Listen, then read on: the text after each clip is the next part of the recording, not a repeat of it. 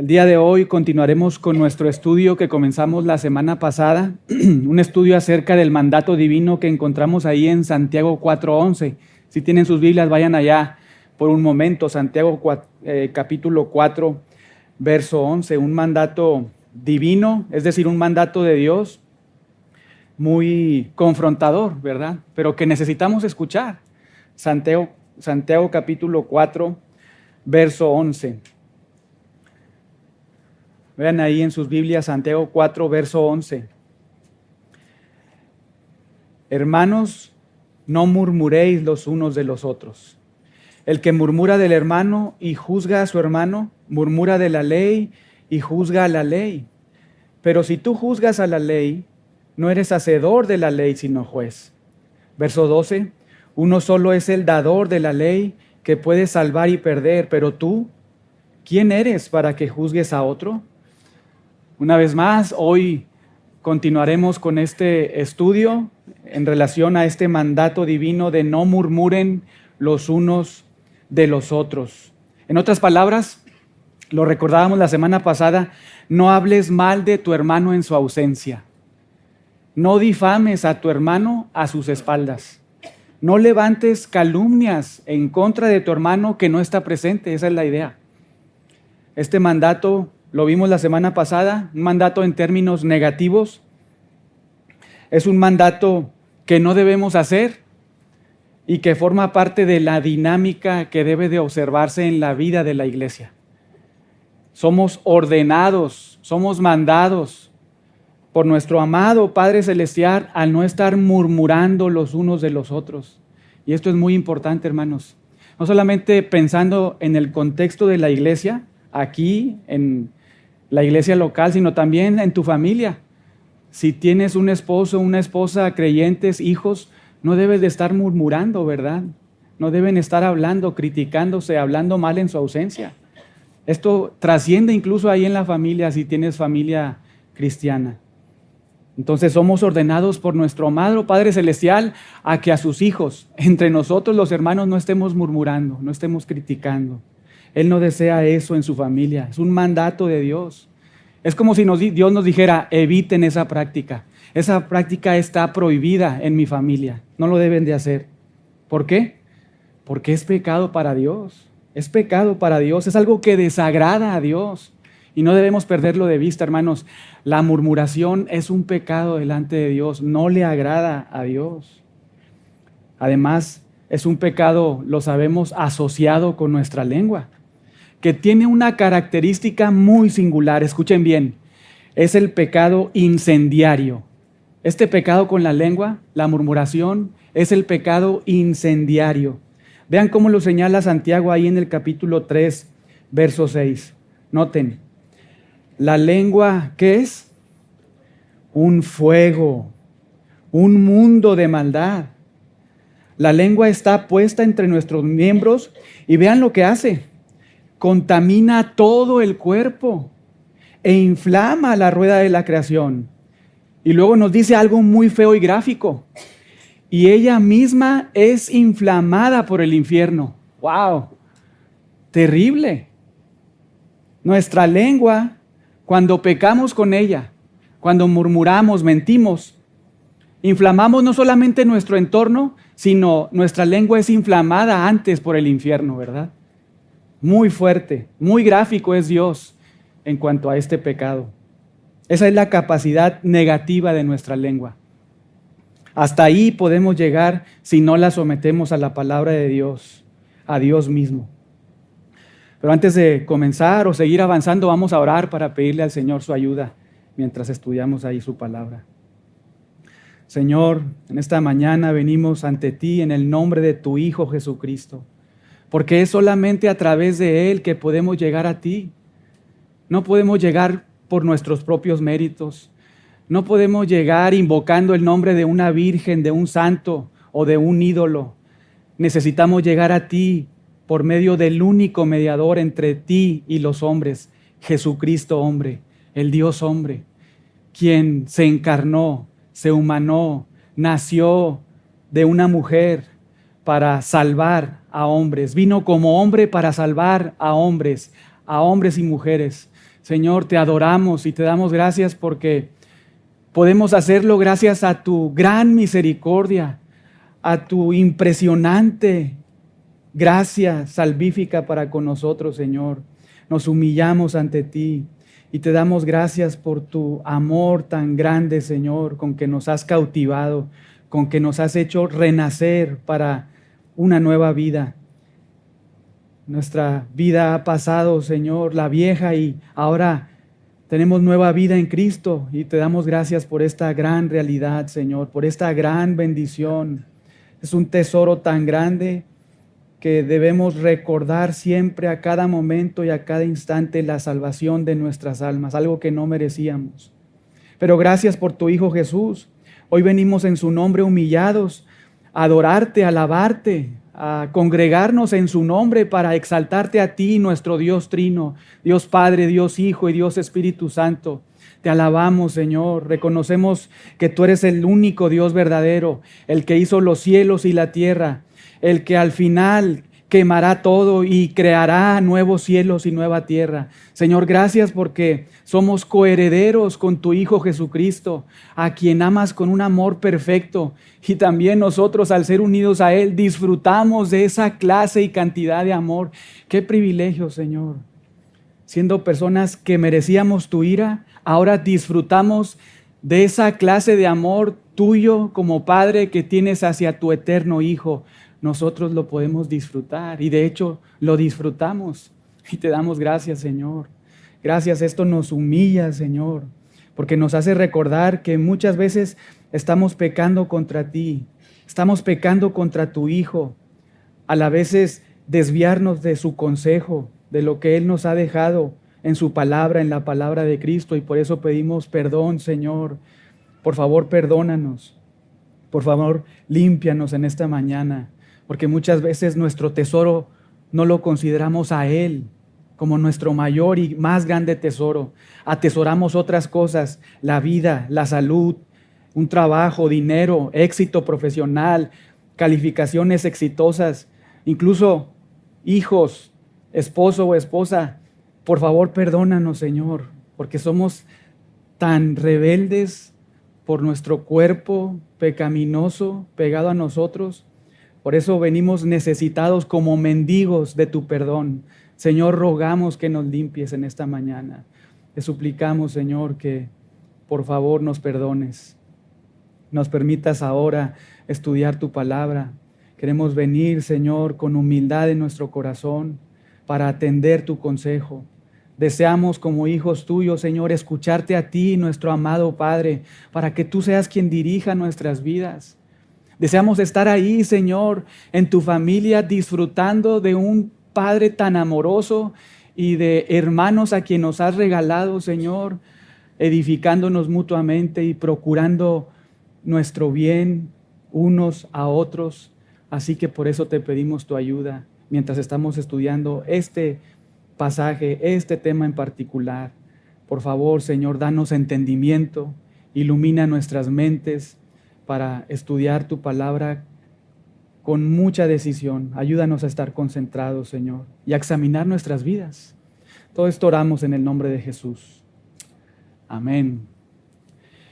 El 23 de junio de 1988 sucedió una tragedia en el municipio de Guadalupe. Quizá algunos de ustedes lo recuerden, sobre todo los que vivieron ahí o viven ahí en Guadalupe. Ese día explotaron 3 depósitos de combustibles en las instalaciones ahí de Pemex en San Rafael. Yo lo recuerdo muy bien porque la casa de mis padres está a 5 kilómetros de distancia de ese lugar. Desde ahí se podía ver muy bien las llamas que estaban surgiendo de esa explosión ahí en Pemex. Incluso se percibía un olor muy fuerte a quemado, que por cierto duró varios días, semanas en el ambiente. Este gran incendio ahí en Pemex fue ocasionado por una pequeña chispa que surgió mientras unos trabajadores estaban ahí, digamos que trabajando, soldando una tubería, y irónicamente esa tubería era contra incendios. Pero bueno, esta gran explosión surgió precisamente por ese pequeño detalle. Personas estaban trabajando, una tubería contra incendios, surge una chispa y hay una explosión enorme, enorme. Se movilizaron, escuchen bien, más de 170 bomberos y 500 militares. Poco más de 20,000 personas de 13 colonias fueron evacuadas en esa época. El resultado de esta tragedia fue que 8 personas murieron. 9 personas fueron lesionadas de manera muy grave y estos ductos de almacenamiento de Pemex fueron desmantelados completamente. Y pudo ser devastador, porque si las flamas hubiesen llegado hasta los tanques de la turbocina, esa cosa hubiera sido realmente una tragedia de grandes dimensiones. ¿Y todo a causa de qué?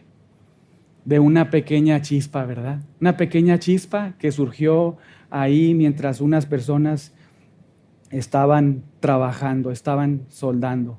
Algo insignificante, una chispa ocasionó un daño muy grande y severo, que incluso pudo llegar a ser peor. En términos espirituales, Dios nos advierte de manera muy gráfica por medio de Santiago. En Santiago 3:5, vean ahí, Santiago 3:5, que la lengua es un miembro muy pequeño. Es decir, la lengua es un miembro insignificante, pero que puede ocasionar grandísimos estragos, es lo que nos dice Santiago. De hecho, en el verso 6 se nos dice que inflama el curso de nuestra vida. Impresionante. Esa es la capacidad pecaminosa que tiene tu lengua, inflamar el curso de tu vida y el de otros. Y esto lo vemos en varios pasajes de las Escrituras, pero vamos a uno en particular, segundo libro de Samuel, capítulo 10. Un pasaje que lo dejé de tarea, ¿verdad? La semana pasada. Segundo libro de Samuel, capítulo 10. Por si no lo estudiaron, pues vamos a estudiarlo juntos. Segundo de Samuel, capítulo 10. Ahí nos vamos a dar cuenta hasta dónde pueden llegar los daños ocasionados por una lengua mentirosa y murmuradora.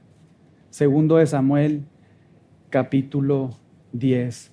Lo que tenemos acá en esta narrativa sucede en el tiempo del reinado de David. Vean cómo comienza ahí el verso 1. Segundo de Samuel, capítulo 10, verso 1. Noten, después de esto, aconteció que murió el rey de los hijos de Amón y reinó en lugar suyo Hanún, su hijo. Recuerden, hermanos, que estos amonitas eran descendientes directos de Ben-Amí, uno de los 2 hijos que Lot tuvo con sus hijas como resultado de una relación sexual pecaminosa de incesto, ¿verdad? Muy perversa. Estos amonitas vienen de esa relación perversa entre Lot y una de sus hijas. Los amonitas, de ahí vienen. A causa de esto, de este pecado, los amonitas siempre estuvieron en conflicto con Israel. Toda su vida hubo un conflicto ahí, ocasionado por este pecado de Lot con sus hijas. Estos amonitas siempre estuvieron en conflicto, en guerra con Israel. De hecho, Dios prohibió ahí en Deuteronomio 23:3, Dios prohibió que se les diera acceso a la nación. Amón, los amonitas, fueron además una nación idólatra y pagana. Tenían como dioses a Milcom y Moloc.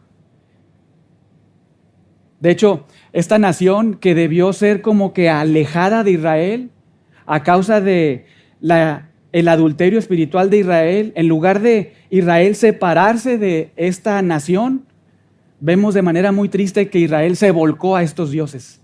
Y lo vemos con un rey que fue en su inicio el mejor rey, Salomón, cuando más tarde tiene a 1,000 mujeres y se vuelca a la idolatría de estos dioses de Moab, falsos dioses de Moab y Amón.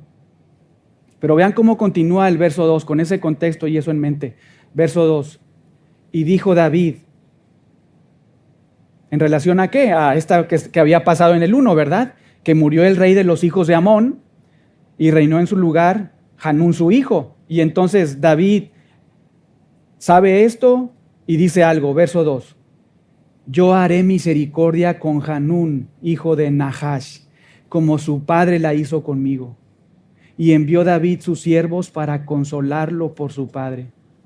Por lo que vemos ahí en 1 Samuel 11, en el pasado Saúl había derrotado a Nahash, rey de los amonitas. Y pareciera ser que después David y Nahash pactaron la paz, reconociendo que Israel era superior a los de Amón. Por eso dice en el verso 2, véanlo ahí de nuevo, dijo David: haré misericordia con Hanún, hijos de Nahash, como su padre la hizo conmigo. Y entonces se nos dice que David envía a sus siervos, ¿verdad?, para consolar a este hombre que estaba desconsolado por la muerte de su padre. Es una escena lindísima, hermanos. El rey David no tenía que hacer esto, ¿verdad? Él no tenía la obligación de hacer esto. Era una nación, una vez más, la nación de Amón, que siempre estuvo en guerra con Israel. David no tenía por qué hacer esto, pero esa es la característica de una persona que conoce al Dios verdadero. Esta nación siempre desafió a Israel, procuró estar en conflicto con Israel, pero con esta forma de actuar de David, la Biblia nos deja ver, nos anticipa de manera muy bella la fidelidad, la compasión, el amor que manifestaría el último David, nuestro Señor y Salvador, Rey Jesucristo. Pero sigamos leyendo, verso 2 al final. Vean ahí: mas llegados los siervos de David a la tierra de los hijos de Amón. Noten lo que dicen algunos, ¿verdad? Vean lo que dice David sobre esta situación, expresando amor, misericordia, dispuesto a ser de mucha bendición para un rey pagano, ¿verdad? Y vean lo que dicen algunos de los amonitas, verso 3. Los príncipes de los hijos de Amón dijeron, movieron su lengua, ¿verdad? Movieron su boca, hablaron, dijeron a Hanún su señor, y vean lo que dicen: ¿te parece que por honrar David a tu padre te ha enviado consoladores? Y añaden de manera muy torcida en el verso 3, ¿no ha enviado David sus siervos a ti para reconocer e inspeccionar la ciudad para destruirla? Tremendo, ¿verdad? Un corazón perverso los de estos hombres. Vean el contraste del corazón de David, un corazón conforme al corazón de Dios, y el corazón de los amonitas, perverso, torciendo todo lo que tenía verdaderamente en su intención David. Estos hombres hablaron, pusieron a trabajar su boca y lo hacen no para hablar verdad, sino para lanzar, escuchen bien, una chispa ardiente, ¿verdad? Lanzar una chispa ardiente con un objetivo muy claro. ¿Cuál era ese objetivo? Desacreditar a David, hablar mal de David, hablar mentira acerca de las intenciones, de las motivaciones de David. Y no lo perdamos de vista, hermanos, lo hace cuando David no estaba presente. Y recuerden, son amonitas los que hacen esto, un pueblo idólatra y pagano. Hermanos, necesitamos prestar mucha atención en la narrativa porque encontramos muchos principios. Y aquí hay uno para nosotros. Cuando murmuramos en contra de nuestros hermanos, en el contexto de la iglesia local, cuando los desacreditamos a sus espaldas, nos parecemos mucho a los amonitas. Nos parecemos mucho a un pueblo que no conoce a Dios. Somos muy semejantes a personas que no le reconocen en sus vidas. Gente que tiene en su corazón a ídolos falsos. A esos nos parecemos. Y quizá nosotros no tengamos como dioses ídolos a Milcom y Moloc, ¿verdad? Ahí en nuestras casas.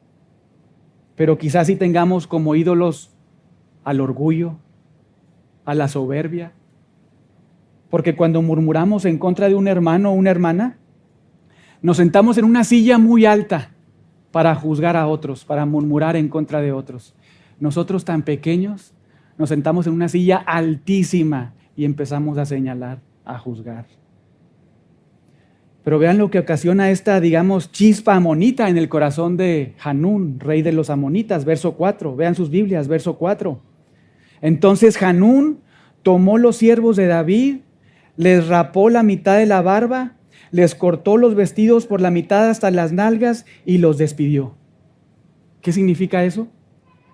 En aquella época, hermanos, cuando personas sufrían esto, los hacían pasar por la peor y más grande humillación social. Muy triste. Hanún los avergonzó por completo. Vean sus Biblias, verso 5. ¿Cómo continúa? Cuando se le hizo saber esto a David, envió a encontrarles, porque ellos estaban, noten, en extremo avergonzados. Y el rey mandó que les dijeran: quedaos en Jericó hasta que os vuelvan a hacer la barba y entonces volved. Quédense ahí, ¿verdad? Hasta que les crezca la barba y llévenle algo de ropa, ¿verdad? Es la idea. Aunque no está ahí escrito, pero es la idea. Vístanse, ¿verdad? Y que les crezca la barba. David y sus siervos fueron difamados, fueron humillados y avergonzados injustamente. ¿A causa de qué? De la murmuración de hombres perversos en su contra. David y sus siervos tenían una intención lindísima, hermanos. Una motivación muy buena, ¿no es cierto? Ellos deseaban, David deseaba, y sus siervos también, en obediencia a David, deseaban consolar al rey de los amonitas que acababa de perder a su papá. David deseaba preservar la paz que ya existía entre los dos pueblos. Pero David y sus siervos fueron difamados y sufrieron. Sigamos leyendo, verso 6. Y viendo los hijos de Amón que se habían hecho odiosos a David, claro, con mucha razón, ¿verdad? Entonces enviaron los hijos de Amón y tomaron a sueldo, es decir, como mercenarios, ¿verdad? A los sirios de Bet-Rehob y a los sirios de Sobá, 20,000 hombres de a pie, del rey de Majá, 1,000 hombres, y de Ishtob, 12,000 hombres. El miedo no anda en burro, ¿verdad? Uy, ya se viene algo duro. Rápido se aliaron con otros para la guerra. ¿Por qué? Porque David estaba ofendido. Verso 7, vean sus Biblias ahí. Cuando David oyó esto, envió a Joab con todo el ejército de los valientes. Verso 8. Y saliendo los hijos de Amón se pusieron en orden de batalla a la entrada de la puerta. Pero los sirios de Sobá, de Rehob, de Ishtob y de Majá estaban aparte en el campo. Impresionante, ya todos estaban listos para la guerra. Recuerden, hermanos, David jamás tuvo la intención en su corazón de iniciar una guerra. Él deseaba preservar la paz. Él deseaba consolar el corazón de este rey pagano. No deseaba la guerra. Pero estos hombres murmuradores, dentro de este pueblo amonita, perverso, idólatra, que necesitaban ser consolados, estos hombres iniciaron esto. Estos hombres murmuradores ahí, príncipes de Amón, difamaron a David a sus espaldas. Y vean lo que están ocasionando. Una impresionante guerra entre dos pueblos. Vean ahora el verso 9. Viendo pues Joab que se le presentaba la batalla de frente y a la retaguardia, entresacó de todos los escogidos de Israel y se puso en orden de batalla contra los sirios. Ahora sí estaban en guerra, ¿verdad? Ahora sí ya había comenzado todo. ¿Por qué razón? Por ninguna razón, hermanos. Por ninguna causa justificada. Recuerden, esto fue por causa de la lengua murmuradora, ¿verdad? De algunos ahí en el pueblo de Amón. Vean, hermanos, la capacidad que tiene nuestra lengua para generar conflictos. Esa es la capacidad que tiene nuestra lengua para ocasionar conflictos. ¿Hasta dónde podemos llegar con nuestras murmuraciones, mentiras o medias verdades? Hasta una guerra sin cuartel. Hasta ahí puede llegar. ¿Cuál fue el resultado? Lo pueden leer más tarde, pero verso 13, los sirios huyen. Verso 14, los amonitas huyen. Verso 15, los sirios se vuelven a reunir y atacan. Y verso 17, pelean contra David. Pero vean lo que pasa ahora sí. Verso 18, vean ahí. David mató de los sirios a la gente de 700 carros y 40,000 hombres de a caballo, y también hirió de muerte a Shobach, general del ejército. Una verdadera carnicería, ¿no es cierto? Una masacre. Pobres sirios. Los amonitas huyeron y los dejaron solos. Y ellos, los sirios, sin deberla ni temerla, sin ser una guerra suya, sin haber una causa justificada para la guerra, fueron matados por los israelitas. Pero ahí no termina la historia. Vean cómo comienza ahora capítulo 11, verso 1. Aconteció al año siguiente, en el tiempo que salen los reyes a la guerra, que David envió a Joab y con él a sus siervos y a todo Israel. ¿Y qué hicieron? Destruyeron a los amonitas. ¿Por qué? ¿Porque David siempre quiso eso? ¿Él quería destruirles? ¿Quería estar en guerra? ¿Quería matarles? No. Él deseaba consolar a Hanún, rey de los amonitas, por el sensible fallecimiento de su papá. Pero hombres perversos abrieron su boca, murmuraron, hablaron falsedad para desprestigiar a David y detonaron una guerra en la que fueron aniquilados. Incluso donde hubo daños colaterales, porque personas sin deberla ni temerla fueron matados, los sirios, ¿verdad? Ese, hermanos, es el poder pecaminoso de tu lengua. Cuando murmuras, cuando criticas, hasta ahí puede llegar. Y Dios en su gracia es tan misericordioso que a veces utiliza tantas cosas para refrenarnos. La iglesia, predicaciones, el Espíritu Santo sobre todo que mora en nosotros. Pero esa es la capacidad de tu lengua si no la domas. Hasta ahí puede llegar. Piensa por un momento lo que ha ocasionado tu boca cuando has murmurado en contra de los hermanos. Porque yo creo que todos lo hemos hecho. ¿Qué ha pasado en nuestras vidas, a nuestro alrededor, en nuestro entorno, en nuestra familia? Cosas muy tristes. Porque no hemos domado nuestra lengua, nuestra boca. Ese es el poder pecaminoso de la lengua. Otro ejemplo, por si no nos ha traído convicción, ¿verdad? Vamos ahí a Primero de Reyes. Primero de Reyes, capítulo 21. En esta sección de la narrativa tenemos al rey Acab, rey de Israel, de Samaria, y a Nabot, un hombre que poseía una viña junto al palacio del rey y que el rey Acab le quería comprar. Vean cómo lo señala el verso 2, Primero de Reyes, capítulo 21, verso 2. Y Acab habló a Nabot diciendo: dame tu viña para un huerto de legumbres, porque está cercana a mi casa. Y vean lo que le ofrece: yo te daré por ella otra viña mejor que esta, o si mejor te pareciera, te pagaré su valor en dinero. ¿Cuál es la respuesta de Nabot? Vean el 3. Guárdeme Jehová de que yo te dé a ti la heredad de mis padres. ¿Por qué responde Nabot de esta manera?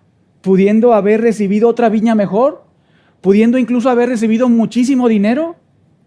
Escuchen bien, por su fidelidad a Dios, por su lealtad a Dios, porque según Números 36, versos del 7 al 9, Jehová había establecido que la heredad de los padres a los hijos no debería estarse pasando de tribu en tribu. Dios lo había prohibido. Por eso Nabot no accedió. Él pudo haber pensado: aquí está el negocio de mi vida, ¿no es cierto? El rey quiere mi viña, claro, pues se la vendo y que me pague muchísimo dinero. Pero hermanos, el corazón de este hombre, su tesoro, su corazón, no estaba en el dinero, no estaba en las riquezas. Su tesoro era Dios. Su tesoro era la palabra de Dios. Y por fidelidad a Dios dijo que no. No por caprichoso, sino por su fidelidad a Dios, por su lealtad a Dios dijo que no. Este era un verdadero hombre de principios. Y vean la reacción de Acab, rey de Samaria. Noten el verso 4.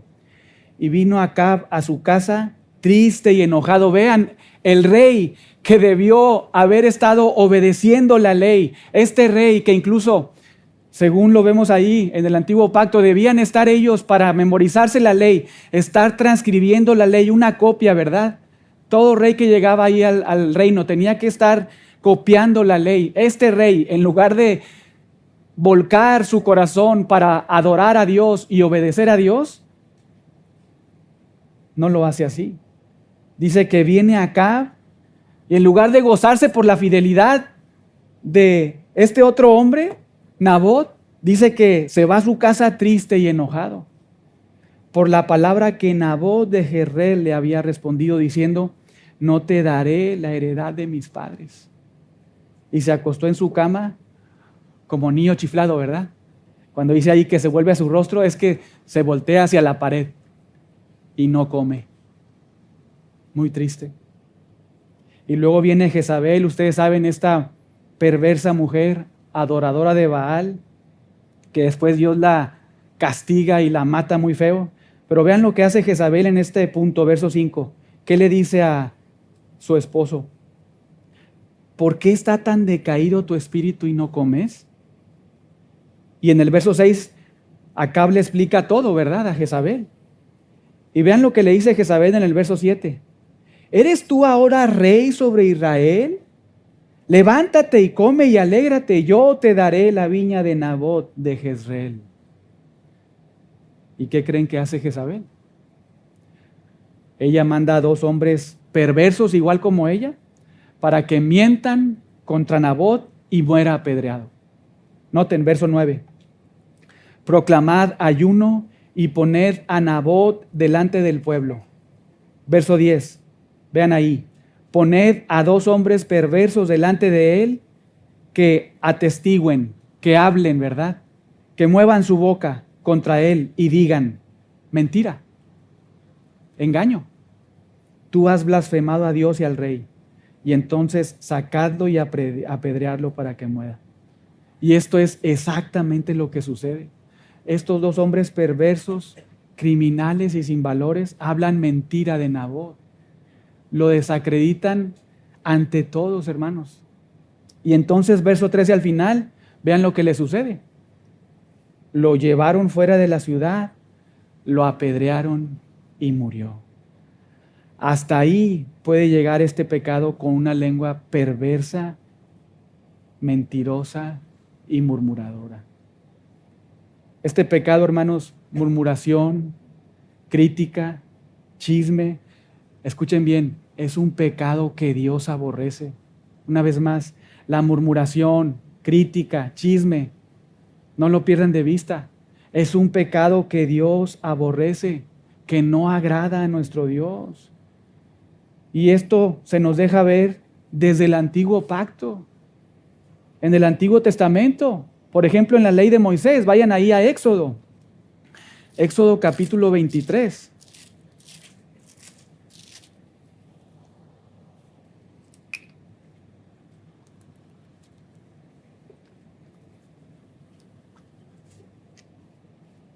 Éxodo capítulo 23, verso 1. Vean ahí, de manera muy clara, sin ambigüedades. Capítulo 23 de Éxodo, verso 1. No admitirás falso rumor. No te concertarás con el impío para ser testigo falso. Muy claro, ¿verdad? No hay para dónde hacerse. Vayan ahora a Levítico, más adelante. Levítico capítulo 19. En un contexto donde Dios nos dice, sean santos, 19:2, porque yo soy santo, ¿verdad? En ese contexto, vean lo que nos dice Dios, verso 16. No andarás, verso 16, ¿no andarás qué? ¿No andarás qué? Chismeando. No andarás chismeando. O la idea es calumniando. Esa no debe ser la dirección de tu vida. No debes de practicar esto. No debes de estar calumniando entre tu pueblo. Y vean lo que añade. No atentarás contra la vida de tu prójimo. Esto quiere decir que cuando chismeamos, cuando calumniamos, estamos atentando contra la vida de otra persona. Contra la vida del pueblo de Dios. Cuando Dios da este mandato. Vean cómo termina ahí este versículo. Yo Jehová. No dice yo Moisés, ¿verdad? Yo Aarón. No, yo Jehová soy el que te digo esto. Pero no solo en la ley, sino también en los libros de sabiduría. Vayan conmigo ahora a Proverbios. Proverbios capítulo 6, comenzando ahí en el verso 16. Proverbios 6, verso 16. Vean ahí. Proverbios 6, 16. 6 cosas aborrece Jehová y aún 7 abomina su alma. Es decir, Esto es lo que aborrece el Señor. Aquí está. Vean, 7 cosas. La primera, ojos altivos. La segunda, lengua mentirosa. Tercera, manos derramadoras de sangre inocente. Cuarta, corazón que maquina pensamientos inicuos. Quinta, pies presurosos para correr al mal. Sexta, testigo falso que habla mentiras. Y séptima, el que siembra discordia entre hermanos. De estas 7 cosas, hermanos, vean cuántas y cuáles están asociadas con la lengua. ¿Cuáles? ¿Lengua mentirosa es uno? ¿Testigo falso que habla mentiras? 2. Siembra discordia entre hermanos. 3 cosas son las que Dios nos enfatiza de manera muy particular en estas 7 que aborrece, ¿verdad? Todas estas 3 cosas asociadas con nuestra boca, con nuestra lengua. Hermanos, para que disolvamos de nuestra mente esta tendencia a minimizar pecados, especialmente cuando murmuramos, criticamos, difamamos a los hermanos. Dios desea que tengamos como subrayados en nuestra mente y corazón que esto Él lo aborrece. Porque a veces consideramos la crítica, la murmuración, como algún autor mencionó ciertos pecados, pecados respetables entre comillas, ¿verdad? Pero Dios nos dice, los aborrezco. Esto aborrezco yo. Lengua mentirosa apunta a la idea de un engaño agresivo con la intención de perjudicar a otros. Testigo falso que habla mentira refiere a una persona que comunica de manera muy consciente falsedad contra otra persona para dañarlo. El que siembra discordia entre hermanos enfatiza los efectos que producen esta lengua mentirosa, murmuradora, que llega hasta generar discordia entre los miembros de una misma familia, de la familia de Dios. Y Dios nos dice, evita eso, porque lo aborrezco. ¿Cómo estamos ahí, hermanos? Examinemos nuestro corazón. Realmente, si hemos estado ahí practicando este pecado, confesemos nuestro pecado. Esta es una buena oportunidad. Esto es, una vez más, esto es gracia de Dios. Esto es una muestra de la misericordia de Dios para sus hijos, para con nosotros, su iglesia, si hemos estado ahí. Si Dios no nos amara como hijos, no nos estuviera mostrando cada vez y en cada oportunidad nuestra necesidad de arrepentirnos, de confesar nuestro pecado y de corregir nuestras vidas, pero esto es gracia de Dios, misericordia de Dios, el que nosotros podamos examinar nuestro corazón y ser guiados al arrepentimiento. Cuando murmuramos o criticamos a nuestros hermanos a sus espaldas, muchas veces estamos ahí reflejados en estas 3 cosas: lengua mentirosa, testimonio falso, sembradores de discordia. Porque la mayoría de las veces cuando murmuramos o criticamos a hermanos en la iglesia, lo hacemos sacando conclusiones basadas en apariencias, en suposiciones, en cosas que asumimos y que muchas veces no son ciertas. Y nuestra intención, piensen por un momento, nuestra intención cuando abrimos nuestra boca es señalarlas a otros para que esos otros piensen lo mismo que nosotros. Eso hacemos. Pero Dios nos dice, no lo hagas porque lo aborrezco. Eso no debe ser caracterizado en mi familia. Evítalo, evítalo. Pablo nos dice, lo hemos estado repasando ahí en Efesios 4:29, ninguna palabra corrompida salga de tu boca. Y ninguna es, pues ninguna, ¿verdad? Ninguna palabra corrompida salga de vuestra boca, y añade, no nada más eso, sino que salga la palabra que sea buena para la edificación de tu hermano, a fin de dar gracia a los oyentes. Y como hemos dicho, el no murmurar no significa que no puedes ir con tu hermano a estimularle al amor y las buenas obras. No significa que no debes de lidiar con el pecado dentro de la iglesia, ¿verdad? Con esos 3 pasos que vimos en Mateo 18. No significa que no debes de tapar la boca de falsos maestros. No significa eso. Pero sí significa que estés hablando con otros acerca de algo malo en contra de tu hermano. Hermanos, debemos decir no a la murmuración, al chisme, a la crítica. Debemos, escuchen bien, debemos quemar nuestra lengua antes que nuestra lengua nos queme a nosotros y a otros. Eso debemos hacer. Pero eso no es todo. Ahora vean lo que estos pecados, digamos que consideramos en un sentido, entre comillas, respetables, pueden ocasionar. Ahí mismo en Proverbios 16, 28. Proverbios 16, 28. El hombre perverso levanta contienda, es decir, provoca pleitos. El hombre perverso levanta contienda. ¿Y cómo es que se refleja eso? Con el chisme, porque el chismoso aparta a los mejores amigos. Recuerda eso.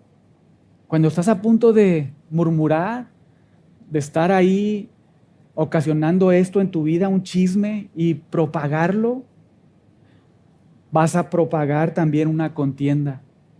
Vas a apartar a amigos, los mejores amigos que Dios tiene para ti, los vas a apartar. No hagas eso.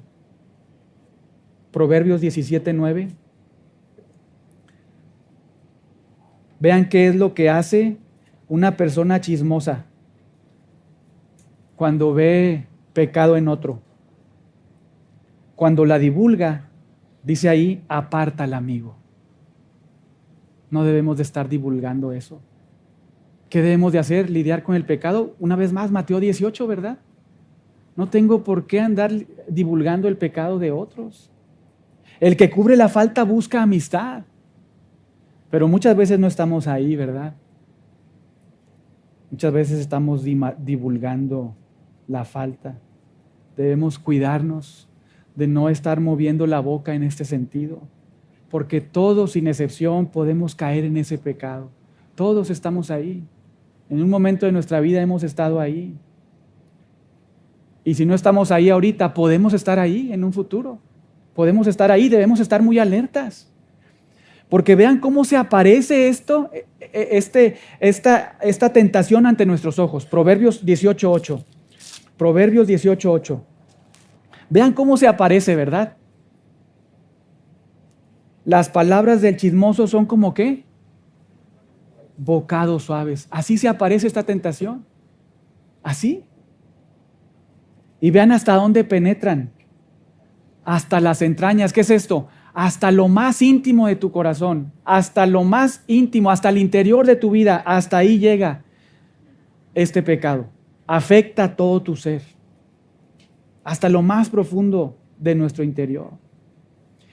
Y nuestro Padre Celestial, quien es el creador de su familia, la iglesia, es como si nos dijera a nosotros, hijos, en mi familia, ustedes como hermanos no deben murmurar, no deben criticarse, no deben difamarse. ¿Tienes que decirle algo a tu hermano por un pecado, una duda que tengas? No vayas con otro a contarle. Ve con tu hermano. Esa es la instrucción de Dios. Hermanos, cerremos nuestra boca. Cerremos nuestra boca. Todos estamos ahí. Nuestro Señor Jesucristo, la cabeza de la iglesia, a quien Dios el Padre le ha dado toda potestad para juzgar a todos y a todo, nos dice algo muy importante ahí en Mateo 15, 18. Vayan ahí. Mateo 15, 18.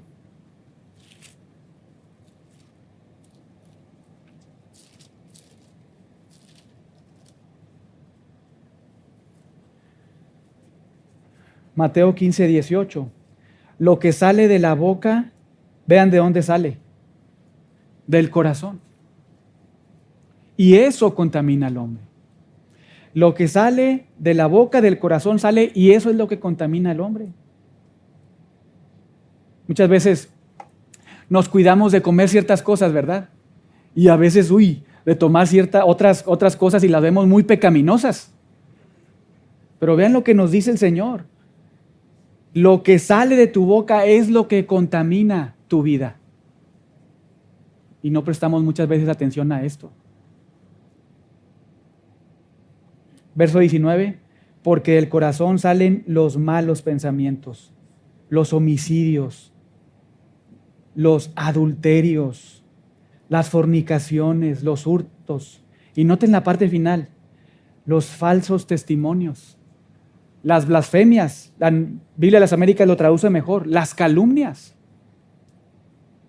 Necesitamos prestar atención acá, hermanos, porque podemos, sin darnos cuenta, estarnos deslizando a la deriva, poco a poco, a un lugar muy oscuro y lejano de la palabra de Dios, si no prestamos atención, si no refrenamos nuestra lengua y nuestra boca.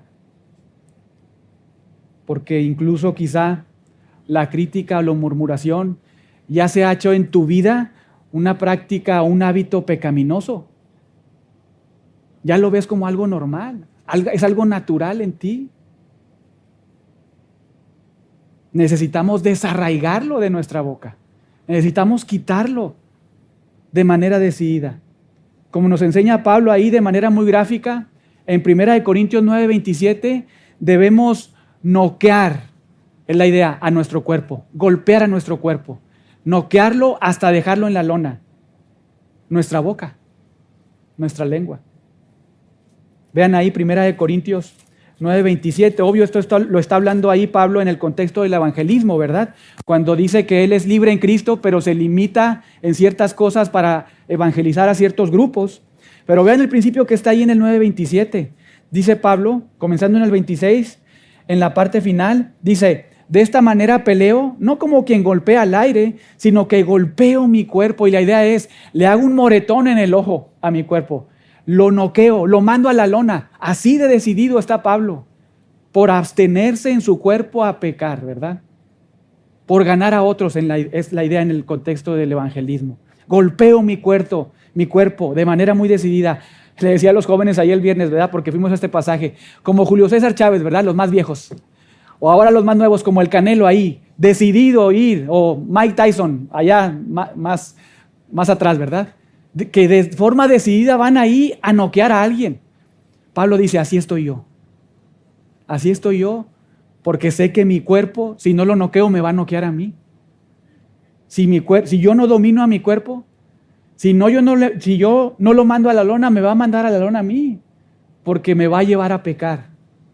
Porque ahí está mi carne caída, ahí está mi mente caída todavía. Dios me ha liberado de la esclavitud del pecado. Es una verdad. Ya no somos esclavos de Satanás, ahora somos esclavos de Jesucristo, ¿verdad? Ahora servimos al Señor. Pero aún Pablo nos dice: presenta tus miembros, no a la injusticia, sino a la justicia. Y hermanos, en este tema de la murmuración, de la crítica, de la desacreditación, del chisme entre nosotros, los hermanos hermanos de la familia de nuestro Padre Celestial, debemos evitar esta práctica. Debemos de pensar: ¿qué tanto estoy habituado ahí? ¿Qué tanto se ha convertido esto en un hábito en mi vida? Porque si somos honestos, a veces cuando nos juntamos ahí con otros hermanos, de repente surgen las pláticas y las conversaciones, ¿verdad? Piensa por un momento y examina a partir de hoy, incluso desde la semana pasada, ¿cuál es tu tendencia? La tendencia de tu boca, de tu lengua. Esto, hermanos, es gracia. Es gracia de Dios. Porque Dios no desea esto. Dios no desea esto en tu vida. No desea esto en tu corazón. No es un fruto del Espíritu. Lo vimos la semana pasada, ¿verdad? No es un fruto del Espíritu. Es una característica. Lo vimos ahí en Romanos 1. Es una característica de personas que no adoran a Dios y no le dan gracias. Pero este mismo Señor Jesucristo que nos dice que del corazón salen falsos testimonios, blasfemias, calumnias, este mismo Señor Jesucristo que nos exhibe en nuestro corazón, ¿verdad? Es el mismo que en su gracia, por medio de su palabra, la palabra de Cristo, y usando a Juan, el apóstol Juan, nos recuerda algo muy lindo. No nos deja ahí, ¿verdad? Sino nos recuerda algo muy lindo en 1 de Juan 1:9. 1 de Juan 1:9 y ahí terminamos. 1 de Juan 1:9. si confesamos nuestros pecados. ¿Qué quiere decir eso? ¿Qué significa esa confesión? No nada más es hablar un pecado, reconocerlo, sino tener la perspectiva de Dios, ¿verdad? Confesarlo como Él lo confiesa, es la idea. O sea, habla de tu pecado delante de Dios y decláralo como Él lo declara. Eso es. Sí, condicionante. Si tú vas al trono de la gracia de Dios, al Dios de gracia y misericordia, y llegas ahí y confiesas tu pecado como Él lo ve, como Él lo declara en tu vida, como lo vemos aquí, ¿verdad? Entonces, Él es fiel y justo para perdonar nuestros pecados y limpiarnos de toda maldad. Esa es gracia. Él nos perdona, Él nos limpia y Él nos ayuda en nuestra debilidad. Porque cuando estamos ahí, murmurando, criticando, desacreditando a otros, estamos necesitados de ayuda de Dios. Y hay gracia en su trono. Pero también nosotros debemos, de manera muy decidida, golpear nuestro cuerpo, ¿verdad? Refrenar nuestra lengua y nuestra boca. Pero bueno, oremos para terminar.